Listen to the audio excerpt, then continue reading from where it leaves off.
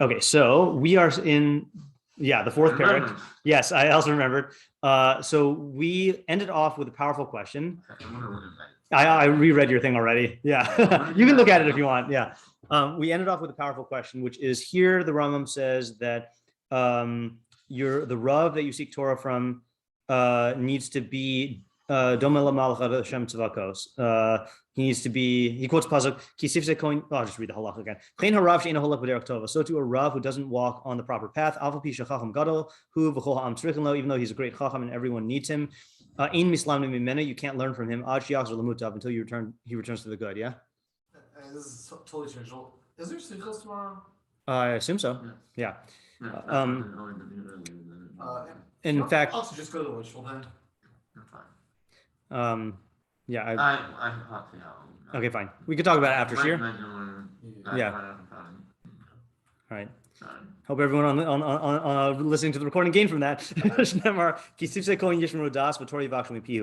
As it says, the lips of a Kohen guard knowledge, and Torah they should seek from his mouth, or they will seek from his mouth. Because he is a malach Hashem tzavakos. Amr chachamim im dome harav l'malach Hashem tzavakos, Torah yivakshu mipihu, im lav al yivakshu Torah mipihu. The Chamim said if the Rav is comparable to a malach Hashem tzavakos, then Torah they should seek from his mouth, and if not, not. So we went to Pirkei Avos 3 whatever in the Ram. I mean, there's different numbers, but the whole base of Midrash, and there the Rambam says that if a person is absolutely perfect in midos, both intellectual midos and ethical midos, then he's called a malach Hashem or Isha Elokim, right? And so that makes it sound like your Rav needs to be absolutely perfect in order to learn from him. But then we saw from the Rambam and Shemona Prakim in the 7th chapter that to be a Navi, you need perfect intellectual virtues, but you only need the majority of midos perfection. And he goes through the list of Nevi'im and how they had midos problems. So it turns out if malach Hashem means totally perfect midos, and the Nevi'im didn't have totally perfect midos, so then you shouldn't even learn Torah from Nevi'im, and that can't be.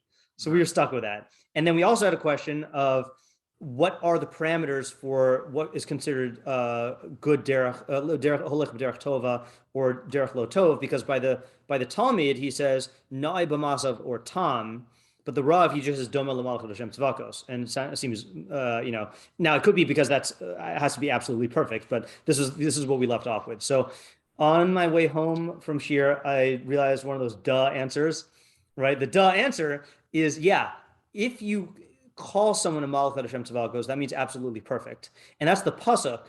But the halacha is domeh l'malach Hashem tzavakos, which means that's just like a hyperbolic, agadic, rhetorical ideal. It doesn't mean you have to be absolutely perfect to teach people, So and the reason why it's expressed this way, I think we can say, is because it is an ideal to strive for. It's not like there's certain requirements where once you get in the door, then it doesn't matter, like then the more perfected, then it's not going to help you in your area. But like, for example, like you would say, I think that I don't know, lahavdil, maybe someone disagrees with it. So it's like a math professor, So if the math professor is a drunk, so then they're not going to let him teach at the university. Or if he's like, whatever, like a kleptomaniac, So there's a certain bare minimum that they need to hire you like as a faculty member. But once you're in, we don't have any ideal that the math professor has to be a perfected person. Like as long as he can teach math, he can teach math. But when it comes to a Rav, the more perfected, the better. And so we don't want to give off the impression that it's just like a bare minimum. We want to give the impression that you're striving to be like malach Hashem tzavakos. And then Chaim gave the answer about maybe why there's no specifics given here. Why it says derech lo tova is because if, as we theorized last time, that the essential problem is chilul Hashem, so then chilul Hashem you can't really quantify or delineate in particular terms, because that could differ from place to place. And I actually thought of a good example of this is that I know of a Rav that was in a kind of like out of town place, and people didn't like him because he was considered to be like cold or like in terms of manner. And I was thinking to myself, like, if that person were in a different city, It sounds like you went to a certain yeshiva. Actually, he did not. I'm not talking about anyone from our yeshiva. Hold on just a second. Let me pause. Anyway, but he if you were in a different place where that just wasn't expected, so then people wouldn't look at it as like in a negative thing or in a Chil Hashem way, you know. So there could be these like subjective things that that people make, or you look at like changing standards in society, you know, like I think that was one of the points I took, like there's no way we won't understand them today. right. Right. Right. Although it's funny because then there are other standards where like certain things can get you canceled, you know, and it would be considered to be a Chil Hashem in people's framework now, even if it's not something that is like actually, you know, substantive. I mean, that would be something that to put a lot of English on. Yeah, exactly. Right. And again, that just to reference what we learned last year, in the Hilchos, the halachos of Kiddush Hashem, you know, the Rambam does say that at the end. Was it hey? Yeah. Let me share the screen. Okay. Halacha. Hilchos Yesodi Torah. Perek Dalet Halacha Yud Aleph. V'yish devarim acherim shem bichlal Chil Hashem. There are other things that are included in Chil Hashem besides violating, you know, the standards of Yahareg Vel Yavor, and besides doing an avera like, you know, as a rebellious act. Someone who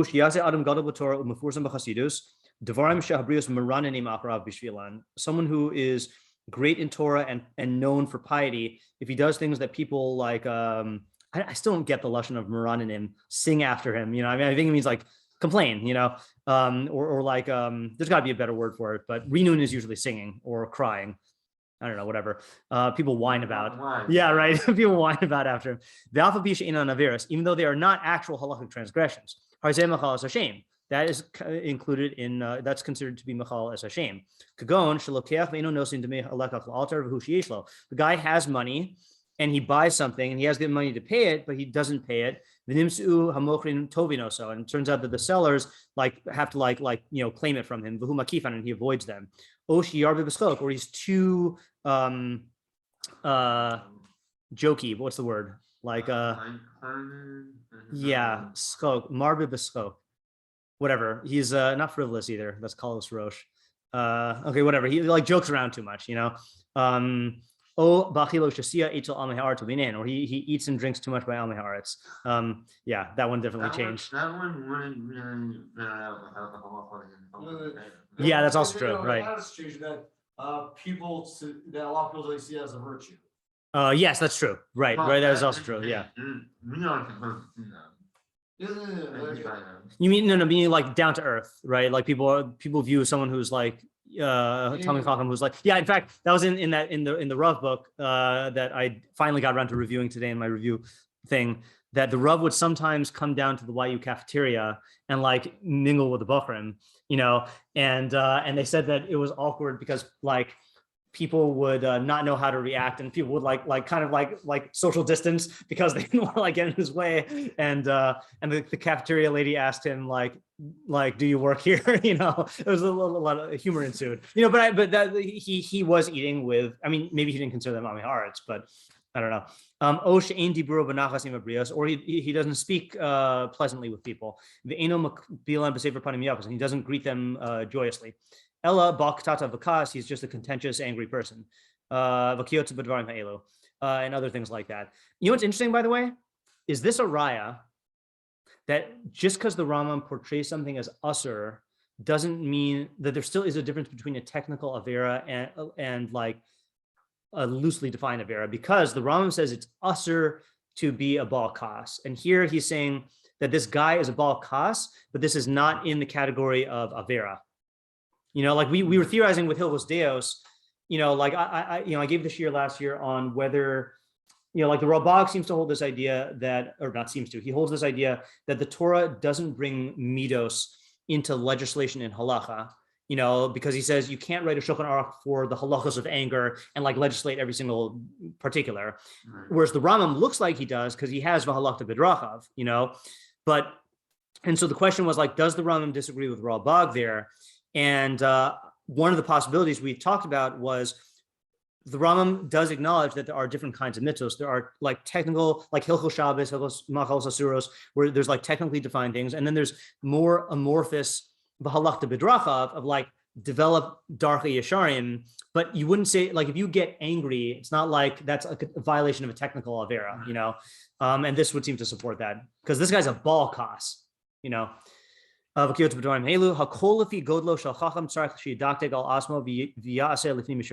really fits in with what you're saying. Everything is in accordance with the greatness of the chacham. He needs to act lifnei mishur sadin. And I'm going to try to hold myself to this new standard of writing down my sources here as we go, so I don't have to like look it up afterwards, because it takes so much time was it Olive? Yeah. Okay, good. Okay. Back to the drawing board. So that answers our questions that we left over from last time. And now we answered all of our questions, I think. Yeah. Okay. So then we go on to the next halacha, which we read last time but didn't discuss at all. Okay, so this is halacha beis in Perek Dalet, Hilchos Talmud Torah. Ketzah melamdin. How do you teach? That's the question everyone wants to know, but not really what people think. This is not method in teaching. This is what's the procedure for teaching. Harav Yoshev Barosh. The Rav sits at the head. Okay, we'll see the head of what in a second. The talmidim lefanav mukafin atara. The talmidim sit in front of him like a crown, unlike the shita of the Rambam in Menorah, right? Sounds like semicircle. College lecture hall. Correct. Yeah, college lecture hall is a good thing. Yeah. And kedei sheyihu kulan roin es harav v'shomin devarav, so that the Rav, so that they all see the Rav and hear his words. Right. It is interesting, by the way, and I guess I'm just sensitive to this because I'm whatever, high school teacher, and also because of the Zoom era that we all didn't know what we were doing. That like, you know, it is. I think it's important for the students to see the Rav and the Rav to see the students. Yeah, right. But he's saying that the concern here was that the students see the Rav. Not that he would disagree with that, but yeah. Right. So what is important, just to make this explicit, what is important about the students seeing the Rav? Well, hearing him, we understand. You don't need to explain why hearing him. As for one thing, just hear the words when you see the face. Yeah, that is the thing. And that was one of the difficulties in the era of masks, is just like, it's several things. It's hard to concentrate for some reason. It's hard to get facial, like there is what do you call, like part of the communication is full facial expression. Like you can't fully get the same. I would assume so. I mean, yeah, exactly. It's a big problem. In fact, a friend of mine, I got to ask him, because he actually did an actual study like in University of Washington that got published, I think, on autistic kids wearing masks and what challenges it posed and not. I wonder if he did that, if he like looked at the communications aspect. Yeah, and it's funny. The Rav Makbili says, "Roinas Rav Kadesh Lishmor al Kesher Yashir Ben Harav Levin al Talmud." So, like, I don't know what he means by the kesher. I don't know if he means like a communication kesher, but I don't know. There definitely is a human connection. Yeah, I think something like that. Yeah. Right. Yeah. So that's an interesting thing. And it is interesting also because we don't know how many. I don't know throughout Jewish history how populous the shirim were. You know, so that could be another reason why saying that all the students can see the Rav's face is very realistic. Saying the Rav can like attend to all the students' faces, that may not just be possible, you know. If they had 400 benches. Right, that's true. Yeah. And yeah, they were presumably all in one shiur, you know. Yeah, that's true. Velo, what was it, machlokas, whether it was 300 or 400? I'm just kidding. Yeah. Velo yeshiv harav al kisei val talmidim al karka. The Rav should not sit on a chair and the students on the floor. Ella o hakol al haaretz o hakol al kisos. Rather, everyone should be on the floor or everyone should be on chairs. So what's interesting about these things, by the way, is we have to distinguish, as we read through these procedures, how many of them are there for, like, say again? Okay, well, sorry, let's go to all the categories. So one is just custom, right? Okay, another one, but we want to assume that the customs of Chacham Yisrael do have reasons. So maybe we don't even need to list that. But how many of them are for educational efficacy purposes, you know, like we're saying, like seeing the Rav, how many of them are for like kavod harav or you know, whatever, like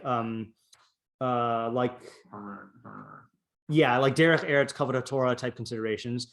Would there be any other categories here, or are those the only two? Like, is there another category of customs that like would fit? Yeah, I don't know, at least those two, right? So what do you get from here that like, what does it sound like? I mean, I found more Yeah. Well, what leads you to think that? Right. Right. Right.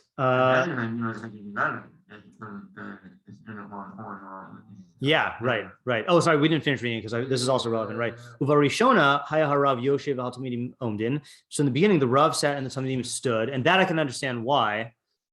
That yeah, that sounds like a kavod thing, right? Like soldiers standing at attention, you know.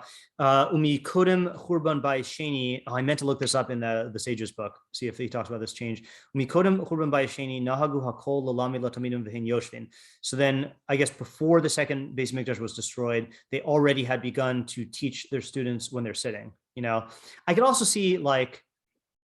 So this is an interesting thing. The student standing seems to be a kavod thing, but the changeover. Like you have to wonder, was that a change in the kavod thing, which those changes do happen, you know? Yeah, like people get like distracted, you know, whatever, standing for a very long time.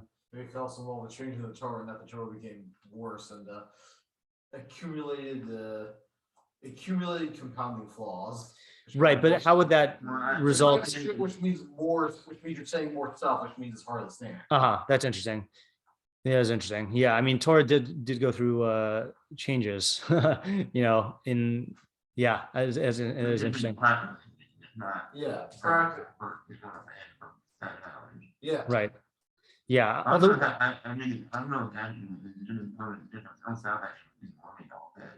yeah, I honestly don't know what these changes were like. I mean, it could be, for all I know, like I don't know if like the turbulence in things affected the psyche. I don't know when this is.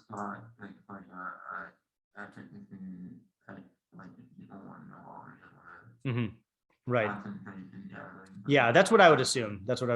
So or yeah, maybe increasing out of people.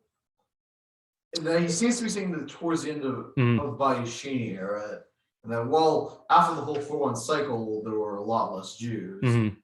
Probably in the days leading up to Bayesheni, it was probably a peak. Yeah, I mean, I don't know in the academies, how this was. I was going to say, though, interesting thing that maybe we can infer is if the standing was due to kavod and if the sitting became due to efficacy, then I think it is. Yeah, efficacy overrides kavod, and you would think that that's obvious, but people don't like say that, you know, like I think people beg to differ. In fact, I remember.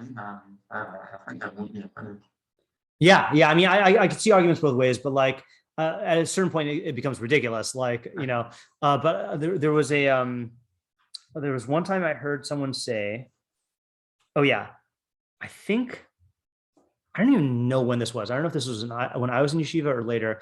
Someone was in yeshiva during morning seder, and he was like sitting back in his chair, like with his feet on a seat. And then someone came in and said, like you're gonna learn Torah that way, you know, like, you know, have some like kavod. And I remember thinking to myself, like, okay, on the one hand, yes, because Torah should be learned be'ema v'yir v'fachad. On the other hand, like talk, that part of Torah is also, or there are a lot of psukim about like the casualness with which we relate to Torah. You know, mahavti Torah or Torah is my plaything, or like, you know, so the question is, like, I can understand an argument being made for learning Torah in a base midrash or something like that, you know, but like I think if a person like, you know, like it's quite, again, this is all a question of where to draw the line. Like if a person says, well, I'm either going to lie down on the couch learning or I'm not going to learn, of course we would say lie down on the couch and learn, you know. It's just an interesting consideration. Yeah. I just a very funny joke I heard. Where a person asked a priest if he could smoke while praying, and the priest said no. So the second guy said, you don't have to ask. Priest, what smoking can I pray? I just read that story. Yeah, that's funny. Yeah. Yeah. Anything else we could get? Oh, the other thing also, do you get like a I don't want to use this term, but I'll use it anyway. Like no, I don't want to use the term. Okay, I was going to say a democratization vibe or an egalitarian vibe of you don't have the Rav sitting in and the students on the ground, but everyone is on the same plane. So it's weird because he doesn't frame the last sentence like that. It's not like saying hakol l'lamed l'tamid v'hin yoshin does not have that implication of o hakol al ha'aretz, o hakol al hakisaos. But I don't want to read too much into it. The cover the Torah thing, meaning that we're all equal before the Torah or something. Yeah, that's interesting. Oh, so right, because meaning though it's not a cover the Rav thing because we're not equal to the Rav. Right. Yeah, that's an interesting thing, and just to support that, yeah. Maybe it could be sort of idea kind of paying for Torah, and that if you give the Rav like actually better physical objects. That's interesting. Then it sort of becomes payments. That's a little bit of a stretch. Very creative though. Just to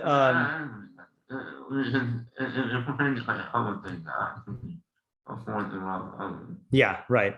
We'll see that later on. On the other hand, like why should the Rav not have a chair with the students staying on the ground? Because it's just a color thing. Yeah, highlighting that the Rav does deserve more cover than the students. Yeah, so why can't I have the Rav with the chair? The students not have a chair. Yeah, right. That's the question we're asking. Right. So that's what I'm saying. It can't be. It can't be in the kavod hara framework, but kavod Torah framework. And just to support this in the Rambam, this is hold on. This is in Hilchos, shofar, וסוכה, ולולב. Lulav. Last halacha, which is this the real last halacha? Yeah, this is the real last halacha. Ches, is it ches? Yeah, ches tes zayin. Ches tes. I know I spelled lulav wrong, but it doesn't matter because this is just for me. Okay. The whole. Oh, so he's saying. Oh, we're kind of cutting him in mid-sentence. So this is the simcha of Simchas Torah, right? Or not Simchas Torah, but Simchas Beis HaShueva. That he says mitzvah laharbos b'simcha zo. It's mitzvah to increase in the simcha. V'lo haya osin osan osa amei haaretz v'chol mi sheyirtzeh ela gedolei chachmei Yisrael v'roshei hayeshivos v'hasanhedrin v'hachasidim v'hazakenim v'anshe ma'aseh. Not anyone who wants the amei haaretz wouldn't do this rejoicing, or anyone that wants. Rather, only the gedolei chachmei Yisrael, the heads of the yeshivas and the Sanhedrin, the chasidim, the zakenim, and the anshe ma'aseh. Heim shem meraktim umsafkim umnagdagim umsmechim b'mikdash b'mei chag hasukos. They were the ones who would dance and clap and make music and rejoice in the mikdash during the days of the festival of Sukkot. While kol ha'am, but other people, ha'anashim, the men and the women, kulan ba'in liros v'lishma, the rest of them would come to see and to listen. Shasimcha shiyismach anu b'siyas hamitzvos uva'avas hakel shetiva ben. This is what Rabbi Zimmer quoted on the panel. The joy with which a person rejoices in the mitzvos and the love of God, who commanded them, avoda gedolahi, is a tremendous service of God. Anyone who refrains from this simcha, withholds himself from the simcha, royally he is fit to be punished. As it says, because you didn't serve Hashem your God with simcha and with gladness of heart. Anyone who literally makes his heart, his mind haughty, I think Megis fattens his mind, I don't know. And preserves his dignity. That's the phrase I wanted to get to. And honors himself in these places. Chote v'shote is a sinner and a fool. Interesting, he says both.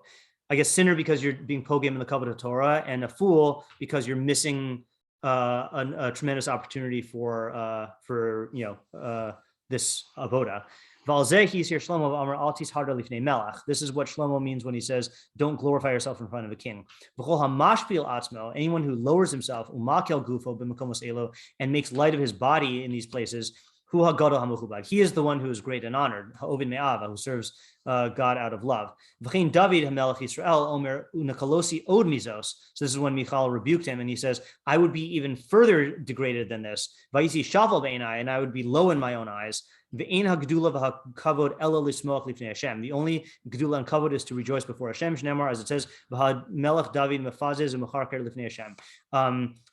I never know how to translate those terms, but I always translate in my head as the King David boogie woogied in front of Hashem. You know, I think there's like there are words for dancing, but there's such weird words, right? It's not like Moroccan.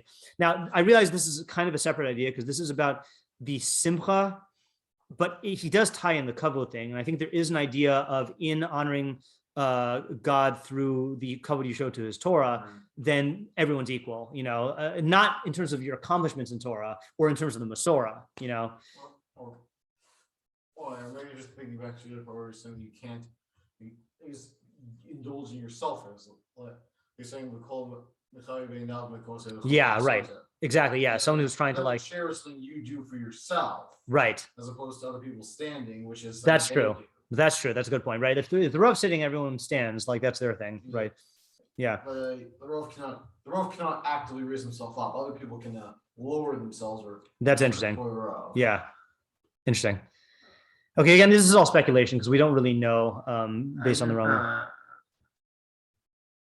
I'm not satisfied by this. You're not satisfied by this. I think the question we asked of if it's a homework thing, seemingly is, and we have multiple homework. Right. Well, here's the other thing, by the way, is that because these, I'm assuming these are not like, that these are not like isurim, right? Like, you know, so there is room in minhagim like this for different valid expression of ideas, meaning it's not like we have to define it in such a rigid way where the alternatives to this don't make sense, you know? Yeah. What do you say? Actually, are there halachos of a Rav being the Kavi himself? Well, we do say that a Rav, he is allowed to be milcha, so it is his own kavod. Whether or not he's allowed to demand extra. If it's like a bizui to Torah, then he can't. Yeah, then it's bad if he does that. Yeah, it's possible. You know, we'll see. Get more insight into this when we go into kavod harav stuff.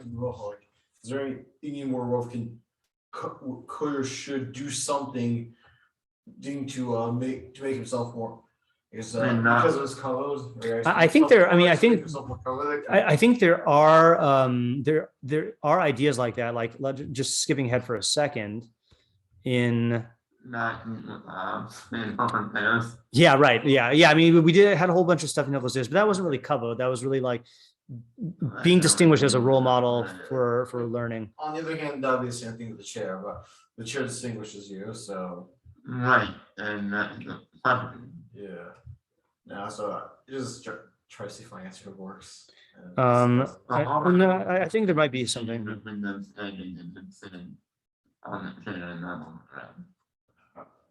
Any of my idea?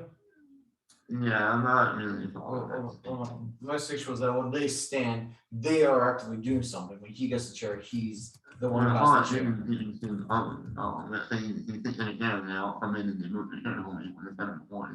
Okay, fine. Okay, fine. Then that case, fine. That case, I mean, I don't know. Okay, because they'd be the ones choosing who the chairs was. I don't know. Like mine doesn't work out. I don't know if this. Sorry. I'm kind of reading this like right about not doing fine rigidly, and like there's alternatives. Yeah, just to point out one thing also where again we'll have to go through these halachos when we go through them. So all the malachos that an Eved does for his Rav, the Talmud does for his Rav, and also with kavod in these areas, it is very open-ended, like things that are not defined as kavod, but like demonstrate kavod. Like say for kibbut av aim, it's not like there is a list of X number of behaviors and all these are kavod and the other ones are not. Like anything that would be derech kavod, then you do for your Rav. So that your question was whether the Rav can like demand these things. Yeah, it was more like, is it something where a Rav in specific has to dress nicely? In Hilchos Deos there is. I don't think there's a thing in some chavurah. like that. Uh-huh. It's true because when I use that, my copy, which I think works, is they use the chair. It's the Rav. He's actively turning the Torah into his own enjoyment. Right. Yeah. I don't think that.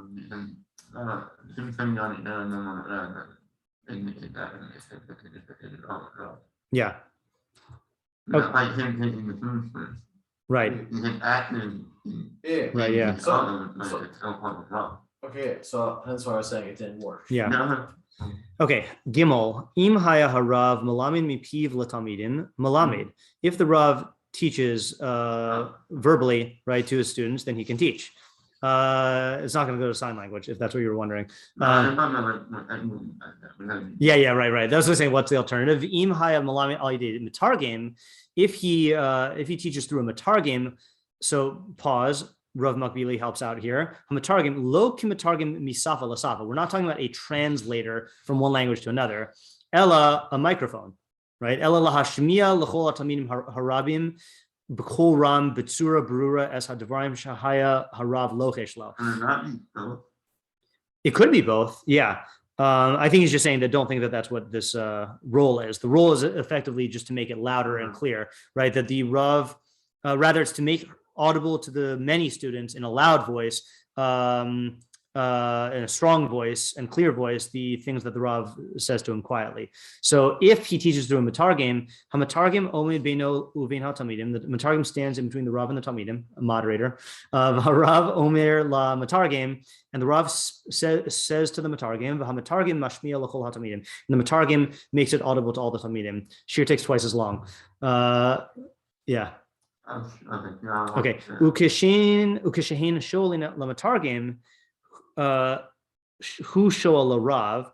So that's a weird thing, right? When they ask the matargim, he asks the Rav. Harav meshiv lamatargim, and the Rav answers to the matargim. Matargim meshiv lashoal, and the matargim answers the questioner. Is that a practical thing? I don't know, right? Right. Like you look, for example, in the way that. Like if you look at TV interviews where you have an interviewer in English with let's say like, a foreign language speaker, and let's say I'm interviewing Yosef and you're the translator, Right. So in the interview, I face Yosef and I talk to him and then you just pick up. It's not like I address you. That's just like weird, right? Well, I actually think that makes more sense. I think we have it wrong. Yeah. That as we pointed out in the last call, part of the information is right. Oh, so you're saying you have everyone who's right. That's true. Right. In other words, to maintain that proper standard of face-to-face contact, you speak to the one who you're communicating to. Yeah. Okay, that makes sense. Yeah. I think which might work for the part about you asking the target first. I now work with for the role of responding to the target. That you want to know if what your misunderstanding was just something calls it a target. Well, he's doesn't really work together. Yeah, and he's going to get into what the matargim can and can't change in the next halacha.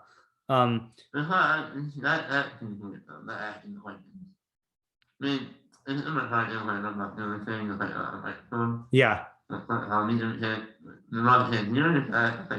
Yeah, so that it's an interesting thing, right? Is that it sounds like there's two modes of teaching and learning, either through matargim or not. Like in other words, you can't have it just a one unilateral thing where the Rav teaches through matargim, but the talmidim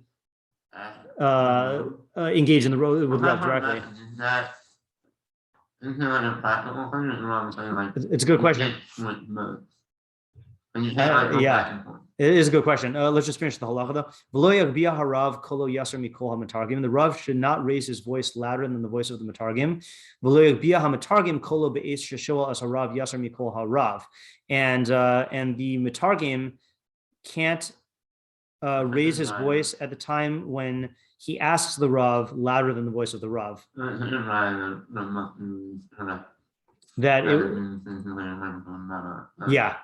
Yeah, correct. Yeah. So what was your question that you asked right before this? Oh, why can't the talmidim ask the Rav directly? Yeah, I mean, yeah. Rambam said like writing is like this happening in the Darth, or like when the talmidim should ask the Rav and the Rav is yeah. Like how's it practical? Like what's the practicality of the Rav not being allowed in the target? I don't know, in the wrong part of hearing. Well, you know what? I don't know if it has no voice in that whole. It's not hard to only that, you know, hard to hear, you know, like, That's a situation when you're prescribed. right. It would be weird. Yeah. Like, just like do it or around talking, you know, like a practical thing. Yeah. So if I'm using the Italian, then is it a practical way? Is it Italian? I don't know if anyone else is associating to this, but the matargim by the Torah. And don't we say there that there is? Is your down the source? Thank you. That yeah, we have the same halachos, but don't we say that there are like ideas? Hold on, Hilchos, tefla, 12. Don't we say that there are ideas by the? Have I not been sharing the screen? I think you have. Looks like not. Oh, really? I must have closed that one point. Yeah. All right. Whatever. Yeah. Well, I did it earlier, but I must have stopped at some point. Okay. Anyway, aren't there ideas about the matargim that we like? It's conveying philosophical ideas that are like comparing it to Moshe Rabbeinu. Like that the matargim is like the matargim relaying words of Torah is like in place of Moshe Rabbeinu relaying words of Torah to us. I don't know if that's in the Rambam or the Gemara. I don't see it here. Oh no, never mind. I'm not familiar. Yeah, okay. Let me just read it anyway. Mimos Ezra Nagushi Sham Turgaman Matargim La'am Masha Hakore Batorah.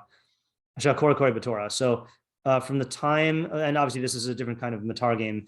From the time of Ezra, then they were accustomed to have present a translator to translate to the people what the reader reads in the Torah, Kadeshi Avinu Inyan Hadvarim, so that they understand the concepts, right? The meaning of the statements. Kore pasuk echad bilvad, v'shosek ad shitargim oso haturgaman, v'chozer v'kore pasuk sheni. The reader reads the pasuk, one pasuk alone, then is quiet until the matargim translates it. V'chozer v'kore pasuk sheni, and then he goes back and reads the second one.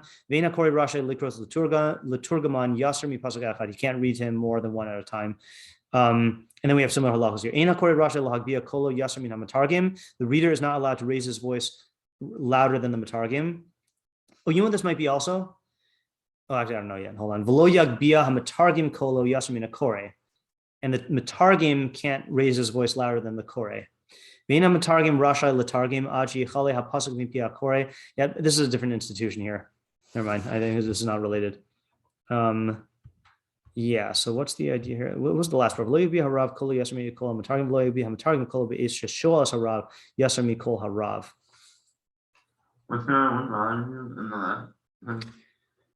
What is bothering me? That's a good question. I mean, is there an idea here of like yeah, amen, right? And not saying amen, yes, amen, mavarech. Yeah. Yeah, that I can understand. I guess that's kind of what's bothering me. Like you can't raise your voice louder than the mavarech because the amen is really just an affirmation of what the bracha is. It's not more important than what the bracha is, you know. So there's like a distortion element that if the secondary thing is louder than the primary thing, then that's a problem. Now, obviously here, the point is to be louder, but that's not when the target is asking the Rav, right, yeah. Yeah, that set the target as the primary. It gives over things. No, but there, I mean, this is a functional institution, right? So what's the function in saying the Rav Shem raises voice louder? Oh, that part I'm not sure if that's the function. Yeah, that is a strange one. The function of a target is to spread the words of the Rav. Yeah, that is weird. You know, I wonder if it could. This is not. But that's because it's only because there's the only point to him is due to the inability to spread. But if the Rav can spread on his own, there's no use. There's no need for a target. So I'm asking why the matargim can't be louder when that in the You're asking why the Rav can't be louder than the matargim. Yeah. Oh, yeah. So this is just speculation here, but if you've ever had a situation where two people are trying to explain something to you at once, it's hard to follow. And I wonder if this is just a precaution to make sure that the students don't hear partial like things from, like they're not getting it from two sources, from the Rav and from the matargim, that either it's all, like you said before, either it's all Rav or all matargim, you know?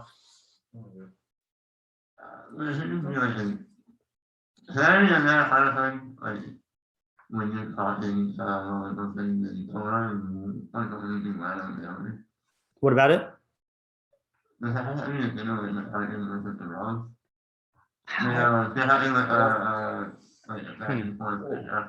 you know, the Matarium is the primary transmitter. Right. Yeah. I mean, that's why, like, in other words, in the interaction between the Rav and the Matarium, yeah. It isn't a primary transmitter. Upon argument that they're like. Well, here's an argument that you can make, though. Let me just set up a whole new framework here. That this also is an iyun of Masorah, perhaps, and maybe when it comes to giving over the Masorah, there needs to be procedures that are locked in place. Whereas if you're just engaging in learning, then it's purely a practical thing, you know. And this is obviously the procedures are based on practicality of being able to make them audible, but that the channels need to be clear in terms of the, you know. So maybe it is related to the Targum of Torah, that there needs to be like clear delineation between what is Torah and what is the Targum, you know? Yeah. All right. So it's a framework. Let's read the next one, because I think the next one will give us a better idea of like what the role is of the Matargum here. Ein ha-Turgaman. Are we calling him a Turgaman now? I'm going to go ahead. I'm going to go ahead and say that Turgaman and Matargum are the same thing. Ein ha-Turgaman rashai lo lifchos lo hosif lo lashanos. Ella in kain ha-Turgaman aviv shalachacham o rabo. Really interesting thing, right? The Turgaman is not permitted to subtract or to add or to change the words of the Rav unless the Turgaman is the father of the Chacham or his Rav. It's weird, right? Like, because father or Rav makes it sound like a purely kavod issue, right? Because those are the two people who he's chayiv to like be mechabed, who the Chacham is chayiv to be mechabed.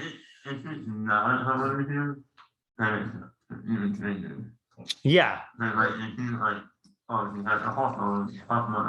Right. So Rav, I can understand because your Rav might have better chachma than you, or will have better. That he just has a louder voice. I mean, I saw this an example of this once. That you know who has one of the best voices in yeshiva is Rabbi Bald. Very clear, very loud. Rabbi Zucker also. You know, so I had seen cases where like where they served, I mean, not in the official capacity, but as a Turgaman, you know, as I've heard Rebbe say, the chaits are cursed with quiet voices, you know, and it's really true, you know, and so like they served as like a Matargim capacity, and it just whoever has the louder voice, you know, and obviously that wasn't this case, but like, you know, whoever has the louder voice is going to be the Targum, the Turgaman, yeah. Maybe you say the reason the Turgaman can't change is itself a valid issue. That otherwise you think like the Turgaman like want change because there could be a case where he hears the Rav said Kimta, he understands it, and he knows that it'll cause confusion. But he still has to say, Rav still has to say it. Right. Yeah. Yeah. I can definitely see that, and that is an interesting thing with kavod. What was one of the Tanaim, like not bragged, but like said about himself in a positive way. He was Meshabeach himself, saying, "I've never said a single thing that I didn't hear from my Rav." You know, like that was also an issue in Masorah, not only of accuracy but of kavod harav. Right. So then let's just go on here because I think these are definitely kavod stuff. Amar harav. Turgaman, kach amar li Rebbe, or kach amar li Abba Mari. If he said to the Turgaman, this is what my Rebbe said, or this is what my father, my master said. Kishe omer ha-Turgaman hadvarim la'am. When the Turgaman says these things to the people, omran b'shem ha-Chacham. He should insert the name of the Chacham. Umaskir shemo shel avi harav o shel Rav, and mention the name of the father of the Rav and or his Rav, meaning. Of Amar Kach Amar Rabbana Ploni. So said Rabbi so and so. Alpha Pishlo Hiskir Chacham Shemo, even though the Chacham didn't mention his name. Asr lo likros l'Rabba o l'Aviv bishmo, because it's asr for him to call his father or his Rav by his name. So it's not literally a microphone. That will probably, I mean, again, it's coming up in the next program. So if we want to wait till we get there, I think that'd be wiser than to deviate now. Yeah. If the Turgaman is young, the Chacham can't say I said it. Yeah, right. Probably, right. because there's only one meaning of I. Yeah, wait, the whole Turgaman system or the whole not saying the name of the. Okay. Yeah, it's strange. But just one thing we see from here that's very, very clearly here is it's not just a microphone, right? Like there are other kavod issues that enter into the picture that dictate what you can and cannot change.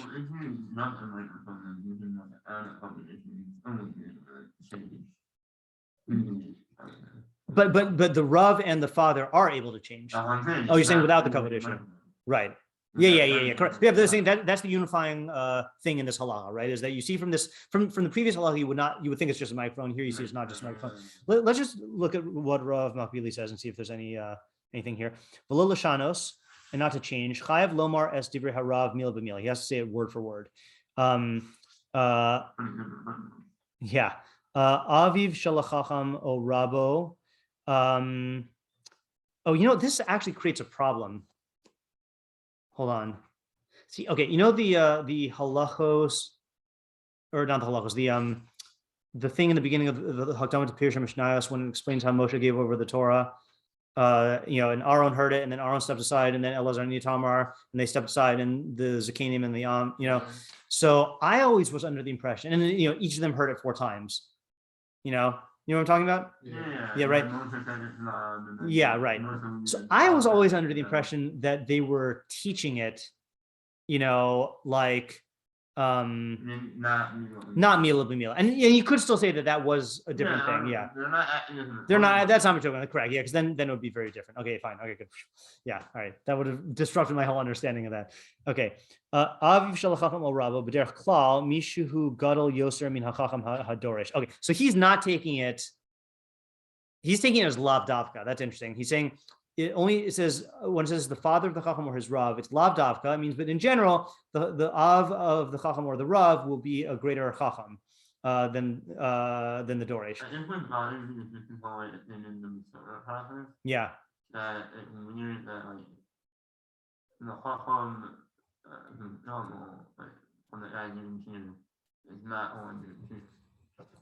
Right.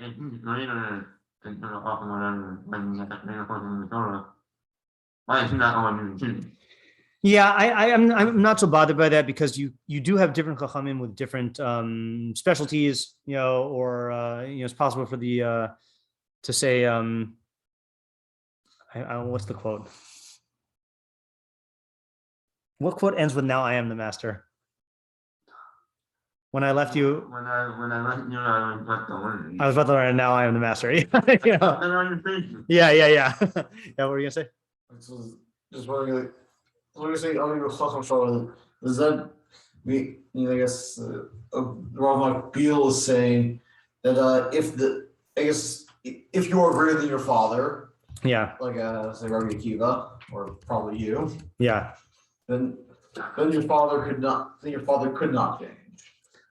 That's what Rambam Bekius was saying. Yeah, correct. Yeah, it has to be. He's saying Chacham and Rav are just the normal case they took. Where he's greater. Yeah. I mean that really changes the Rambam though, right? Because we were learning it straight up as a kavod issue. And okay, let me bring another raya against Rav Bekius, I think, which is that and again we're jumping a little bit ahead here in Hilchos Talmud Torah. By kavod harav, he says, in halacha perek hey halacha aleph, Hilchos Talmud Torah hey aleph, kishim she adam mitzuva b'chavod aviv uviyiraso. Wait, is this the one? Yeah. Kachu. Okay, now let's just think. Yeah, fine. Okay, we'll get to this later. We'll get to this one like in 2 days. Kshem she'adam mitzuva b'chavod aviv uviyiraso kachu chayev b'chavod rabo uviyiraso rabo yeser me'aviv. That's the line, right? You have to honor your rav more than your father. Okay, we won't spoil it for next time. And then he gives examples. Ra'a avidas aviv v'avidas rabo shel rabo kodem es lo shel aviv. Aviv rabo no suim b'masa maniach es shel rabo v'achkach shel aviv. Aviv rabo shuim b'shivya podes rabo v'achkach podes aviv. Okay, so there are So generally speaking, you honor your Rav before your father. V'im haya aviv talmid chachamim pode as aviv tchila.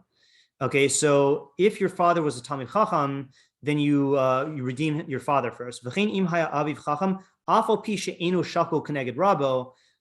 Even though he's not equal to his Rav, meshiv avidasav achach meshiv avidas of rabo. Now, so no, he doesn't. Yeah. It's a good question. I don't know, but the thing I'm pointing out here is like, you see that there are halachos where Rav outranks father, and we don't look at their qualities, right. And then there are or your relationship to them in terms of teaching, right. And then there are places where halacha does differentiate. So I feel like if the Rambam meant what Rav Makbili was saying, he would have said, gadol mimenu b'chachma. Okay. So what does he say now? We didn't even finish reading this. Did we? Yeah, he says, Mishu hu gadol yoser min hachacham hador. Lo yisrate lios metargem. Oh, that's kind of like what you were saying, right? B'derech klal mishu hu gadol yoser min hachacham hador lo yisrate lios metargem. So, I mean, I still don't buy it, but generally speaking, someone who is greater than the chacham who's dorish will not agree to be a metargem. Elim kain hu aviv o rabo, unless he is his father or rav. She'ahavasam gadola elav, because his ahava is greater than is great. Yeah, uv aviv o rabo bilvad shchiach davar, and only in the case of aviv or rav is that common. Yeah, I don't know what to make of this. I would take the Rambam at his word. Yeah. Okay, my question now is the fact that isn't it happening? I have one. Why isn't it also a determination? Right. Like, yeah. He's saying that like I kind of commentating like you would think it also proper. Right, like the earlier Baal Masorah. Right. Say it, yeah.